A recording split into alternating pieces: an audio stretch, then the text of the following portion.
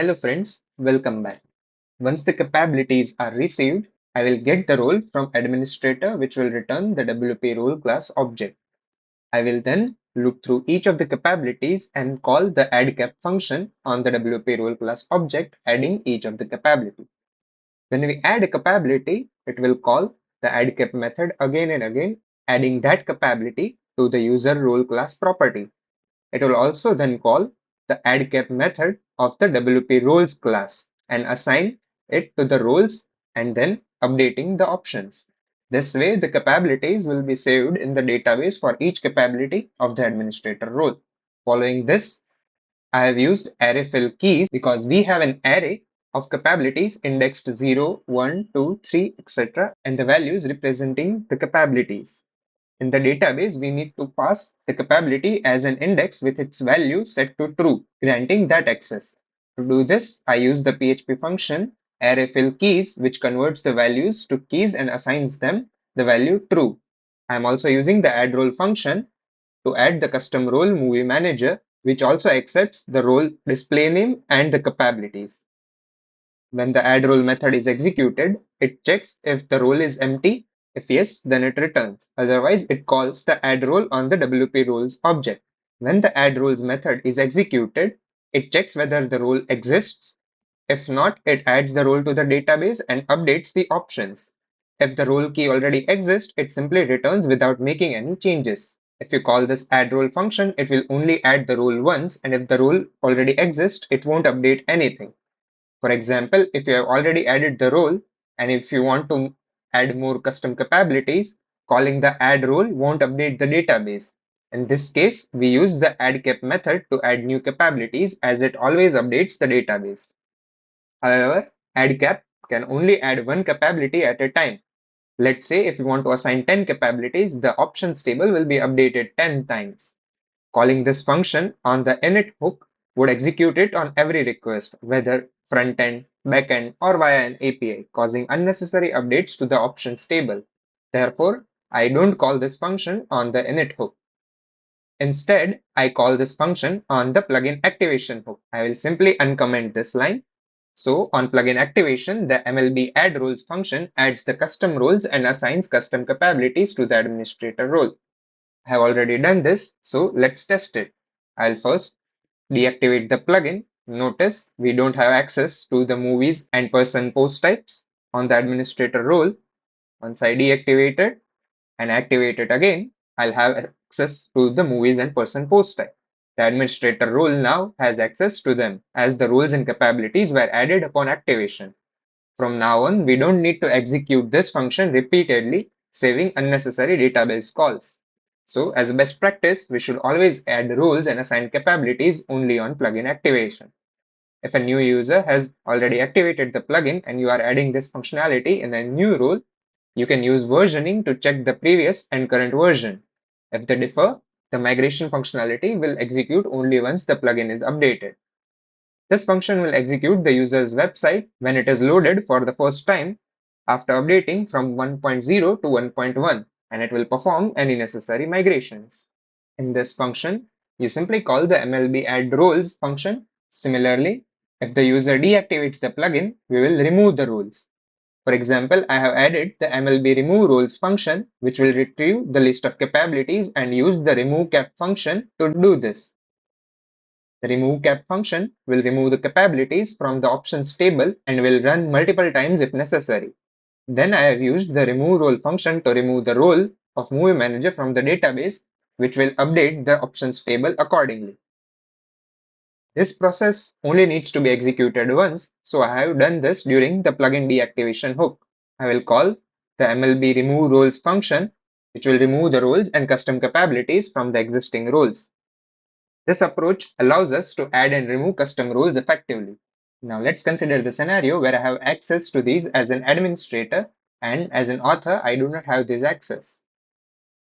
We have already added the movie manager role and I have already added a new user with the movie manager role. Since the new role is already added, I'll log out and log in using the movie manager role. Now you can see the movie manager user has access to the movies and person post type, just like the administrator. Next is I have added a movie settings page. However, it is only currently available to the user with the administrator access. It isn't available to the movie manager user. This is because I have added the page using the manage options capability. This capability ensures that only the roles which have access to the options page can view it. However, if I want to give access to the movie settings page to the movie manager role, I cannot simply assign the manage options capability as this would grant the access to other settings which we don't want. Instead, we can use a custom capability. I will remove the manage options capability and add a custom capability like MLB movie settings. Next, I'll update the MLB add rules to add this new capability and set this to true.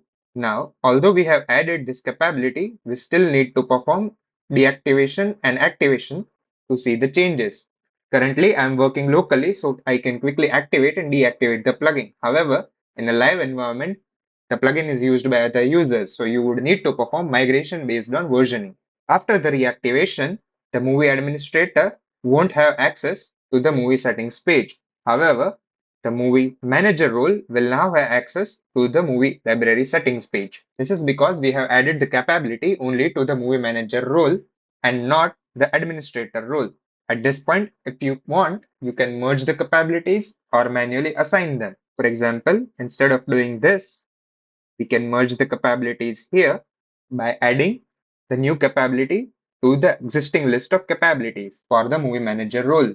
This approach ensures that the capabilities are assigned as needed. The actual value is handled by the function and passed to the add role function.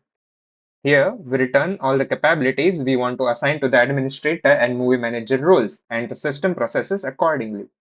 Next, I will again deactivate and reactivate the plugin to apply these changes. Once reactivated, you'll see that the movie settings page is accessible to both the administrator and the movie manager roles. However, the movie manager still doesn't have access to add new media. Movie manager does not have access to upload media. For example, when I'm trying to add a new movie, the movie poster field shows the error to edit the featured image, you need permissions to upload the media.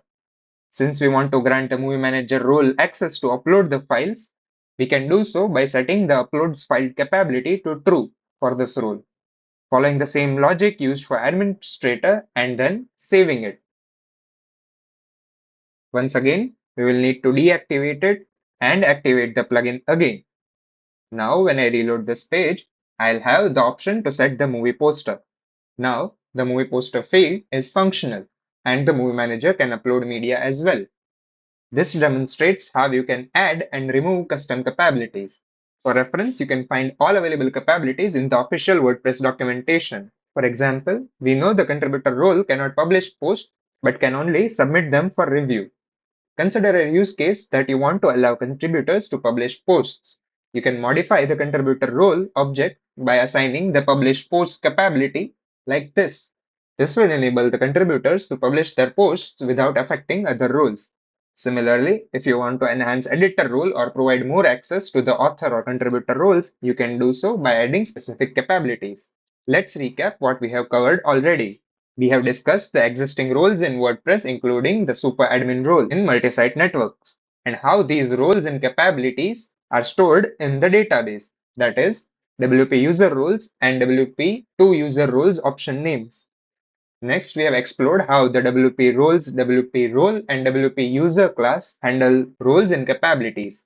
We have also covered using capabilities to manage access for different post types, taxonomies, and custom features. We have learned how to add custom roles and assign capabilities for plugins and custom post types. Additionally, we saw how to prevent certain roles like editor or author from accessing specific post types, as in the movie manager example. We have also covered mapping meta capabilities to primitive capabilities using the map metacap function and its corresponding filter map metacap. We also learned how to use filters to dynamically modify capabilities based on conditions. Some tips for developers is you should always leverage the official WordPress documentation to explore available capabilities. For further learning, always check the WordPress code base and the inline documentation for clear explanation.